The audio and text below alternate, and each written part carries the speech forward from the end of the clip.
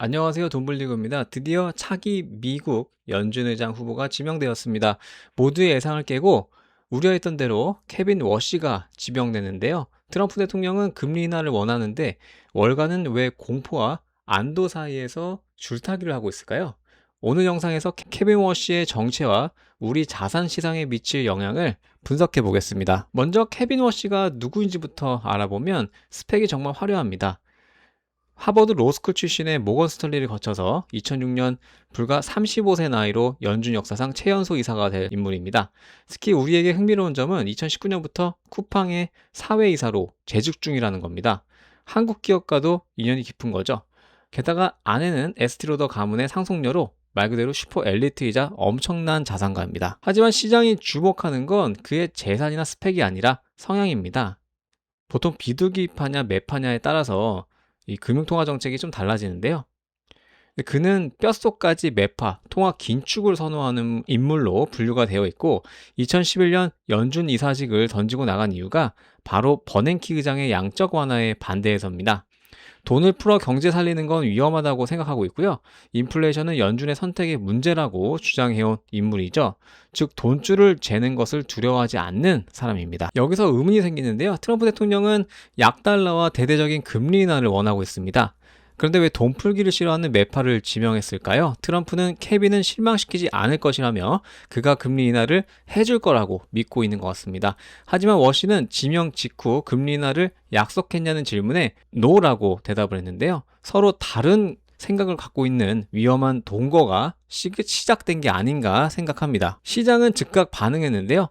아주 충격적으로 사상 최고가를 달리던 금값이 하루 만에 10% 가까이 폭락하고 은값은 30% 가까이 내려앉았습니다.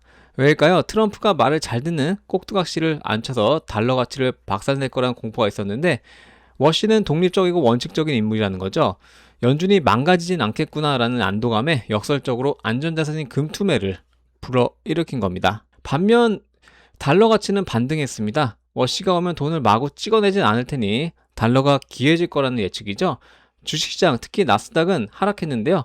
워시가 주장해온 대차대조표 축소, 즉 시장에 풀린 돈을 다시 걷어들이는 정책이 실행될 경우 기술주들이 누리던 유동성 파티가 끝날 수 있다는 공포가 반영된 겁니다. 자, 월스트리트저널은 워시가 인준이 되더라도 세 가지 불가능한 임무에 직면할 것이라는 걸 경고하고 있는데요. 첫 번째로는 시장 발작 없이는 시중 자금을 해소할 수 있는가? 두 번째로는 다시 고개를 드는 인플레이션 2%로 잡을 수 있는가? 마지막으로 세 번째로 금리를 내리는 트럼프의 무시무시한 압박에서 연준의 독립성을 지킬 수 있는가입니다.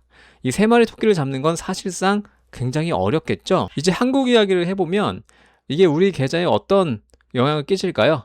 워시가 자신의 소신대로 긴축과 대자대조표 축소를 강행한다면 미국 금리는 쉽게 내려가지 않고 달러는 강세를 보일 겁니다. 트럼프는 약달러를 원하지만 워시의 정책은 강달러를 부르고 있죠. 이 혼란 속에 달러가 강해지면 한국 증시에서 외국인 자금이 빠져나갈 가능성이 매우 높습니다. 현재 코스피와 코스닥은 기관이 계속 매수를 하고 있지만 코스피와 코스닥은 개인 투자자의 힘으로 도 버티고 있습니다. 그런데 미국이 금리를 화끈하게 내리지 않고 유동성을 조인다면 기술주 중심의 한국 증시는 직격탄을 맞을 수 있을 것 같습니다. 특히 워시는 쿠팡회사 출신이라 한국을 잘 알겠지만 연준 의장으로서의 그는 냉정한 원칙주의자이기 때문에 개인 매수세가 줄어들면 지수는 하락할 가능성이 높다고 생각합니다. 자, 부동산은 더 심각해질 수 있는데요. 워시가 양적 완화는 나쁘다며 미국 국채 매입을 줄이면 미국 장기금리가 튀어오릅니다. 이는 곧바로 한국의 은행채 금리 상승으로 이어지고 여러분의 주택담보대출 금리가 떨어지지 않거나 오히려 오를 수 있다는 뜻입니다. 금리 인하만 기다리던 영끌족에게는 케빈 워시 등장이 결코 반가운 소식이 아닐 수 있죠. 자, 그럼 어떻게 해야 될까요? 첫 번째, 금과 은의 폭락은 과도한 측면이 있습니다. 워시도 결국 트럼프 행정부와 타협할 수밖에 없기 때문에 저는 어느 정도 금리 인하 기조가 유지되지 않을까 생각을 하고요. 둘째는 불확실성이 해소될 때까지 현금 비중을 늘리는 보수적인 대응이 필요할 거라고 생각합니다. 저도 지금 현금 비중 한 30% 비중으로 계속 투자를 진행하고 있고요. 그 다음에 마지막 세 번째는 주식보다는 미국 국채 10년물 금리의 움직임을 매일 체크하면서 워시의 생각을 읽어나가는 게 좋을 것 같습니다. 자, 월가 출신의 금융위기 소방수죠. 케빈 워시, 그가 트럼프라는 거대한 파도와 싸우며 연준의 독립성을 지킬 수 있을지, 아니면 트럼프의 의도대로 금리 인하 버튼을 누르게 될지 전 세계의 돈의 흐름이 그의 입에 달려 있습니다. 앞으로의 상황 제가 가장 빠르게 업데이트해드리고 구독과 좋아요 부탁드립니다. 이상으로 제 영상을 시청해주셔서 감사합니다.